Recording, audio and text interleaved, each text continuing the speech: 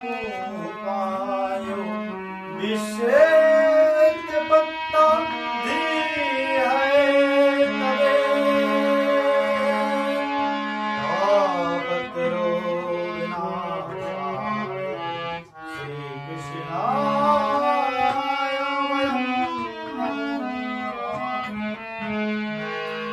কি সচ্চিদানন্দ রূপায়। যেমন আমরা কোন কন্যাকে বিবাহ দিলে কি দেখি, সে কি কাজ করে, এখানে কি বলছে, সৎ চিত আনন্দ রূপায়। সে কি কি দিয়ে তৈরি, সৎ স্বরূপ।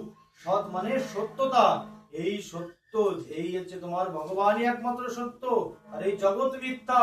তার কারণ কি, তুমি এই জায়গায় ছোট থেকে এখন এই পর্যন্ত এসেছো, প্রথমে তোমার কেমন ছিল অবস্থা, তোমার শারীরিক পরিবর্তন, তোমার দৈহিক পরিবর্তন, তোমার আত্মীয়তার পরিবর্তন, তোমার রাস্তাঘাট ঘর বাড়ি সবকিছুরই পরিবর্তনশীল। কিন্তু কি ব্রহ্ম, ব্রহ্ম সত্য, সেটা একবার কি বলেছিল, একবার শিব মহাপুরাণে পিতাশ্রী, পিতা আমাদের যে ভোলে বাবা মাতা পার্বতীকে বলেছে, কি বলছে, উমা কাহাউ মে অনুভব আপনা সত হরি ভজন জগত সব সপনা। তো ভগবান কি দিয়ে তৈরি, সৎ মানে সত্যতা, যেখানে সত্যতা আছে সেখানেই ভগবান আছে। সৎ চিত, চিত স্বরূপ মানে কি, আমরা এই জগৎ সংসারে যা দেখছি, যেটাই আমি দেখছি, একটা ধূলিকণা, ধূলিকণার মধ্যে ভগবান, আর একটা বিশাল পর্বতের মধ্যেও ভগবান, একটা পিপীলিকার মধ্যেও ভগবান, আবার কি, আবার একটা বিশাল হাতির মধ্যেও ভগবান। সেই জন্য সৎ চিত আর আনন্দ, আমরা সবাই আনন্দ, আমরা সবাই সুখ খুঁজি, আর ভগবান কি, সৎ চিত আর আনন্দ, এই তিনটে জিনিস দিয়ে তৈরি, সচ্চিদ আনন্দ রূপায়, তাই বলেছে।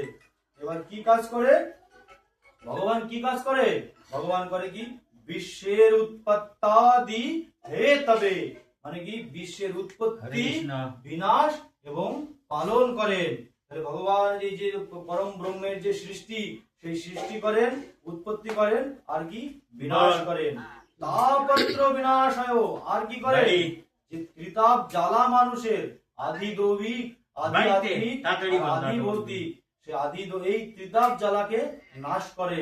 এই ভাগবত আসরে আসলে প্রথম থেকে দ্বাদশ স্কন্ধ পর্যন্ত যদি অধ্যায় বোঝা যায়, তাহলে এই ত্রিতাপ জ্বালা মন থেকে চলে যায়। ত্রিতাপ জ্বালা, এই যে বিভিন্ন ভক্তের চরিত্রের সঙ্গে পরিচয় হবে, তাদের সবার এইভাবে ত্রিতাপ জ্বালা চলে গিয়েছে ধীরে ধীরে। সেই শ্রীকৃষ্ণায় বয়ং নমঃ, সেটাই বলতে চেয়েছে। তাই ভগবান কি দিয়ে তৈরি, সৎ চিত আনন্দ দিয়ে। আর কি কাজ করেন, বিশ্বের উৎপত্তি সংহার আর পালন করেন। আর আমাদের কি কল্যাণ করবে, আমাদের ত্রিতাপ জ্বালা নাশ করবে, এবং জগৎ সংসারে আমাদের যে মুক্তি, কি মোহ মায়া থেকে মুক্তির পথ দেখায় শ্রীমদ্ ভাগবতম। এখন দেখো ভাগবত কতটা মূল্যবান, সেটা কি বলেছে, চিন্তা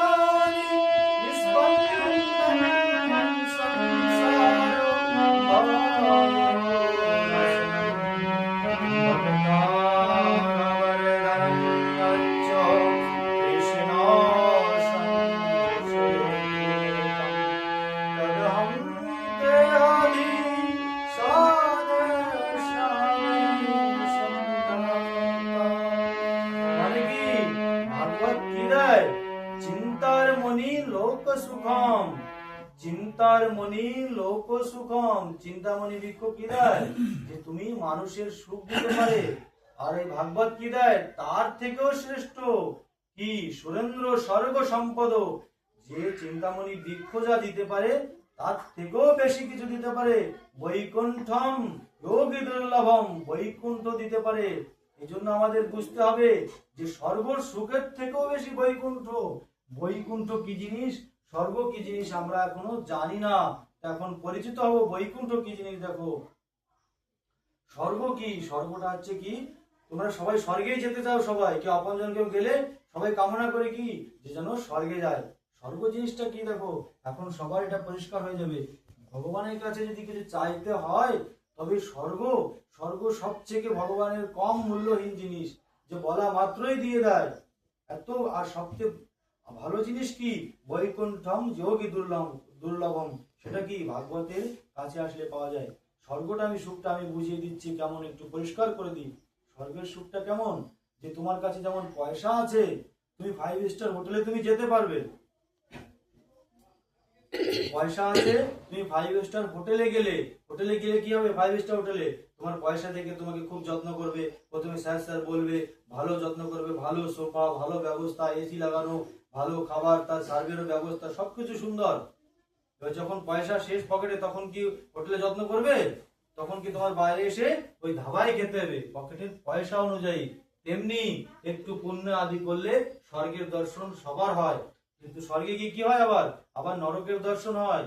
আর তারপরে কি হয়, পুনরপি জননম পুনরপি জননী জঠরে শয়নম, মানে বারবার এই জননী জঠরে শয়ন করতে হয়। আর যদি কেউ বৈকুণ্ঠে যায়, বিষ্ণুর চরণ পেয়ে যায়, বিষ্ণুর যদি দাস হতে পারে, তবে তার এই পুনরপি জননম পুনরপি মরণম পুনরপি জননী জঠরে শয়নম, এর মধ্যে তার আসতে হয় না বারবার, ভগবানের চরণে স্থান পায়। সেই জন্যই তো ভাগবত, যে পরীক্ষিত শোনার পরে তার এইভাবে মুক্তি হয়েছে, তাকে নিতে বিমান এসেছে।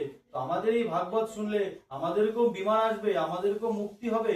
কি মুক্তি হবে, যে মোহ মায়া আমাদের মধ্যে রয়েছে, আমার কন্যাশ্রী ভান্ডার হয়নি, আমার অন্নপূর্ণা ভান্ডারের পয়সাটা আসেনি, এসব থেকে মুক্তি পেয়ে যাবে, এটা মন দিয়ে শুনলে।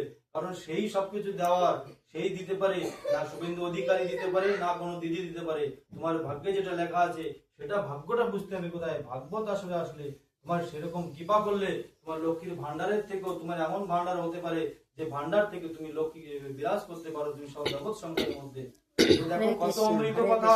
তারপরে কি বলেছে, এই কথা শোনার সময় কাকে শুনিয়েছিল ভাগবত, যখন পরীক্ষিতকে শোনানো হয় ভাগবত, কে শোনাচ্ছিল, সুখদেব গোস্বামী। তখন দেবতারা ওখানে এসেছিল, দেবতারা ভাগবত শোনার সৌভাগ্য হয় না, আর আমাদের সেই পরম সৌভাগ্য হয়েছে, তাই আমরা ভাগবত আসলে এসে বসতে পেরেছি। দেখো কি বলছে পরীক্ষিত, বাজাও।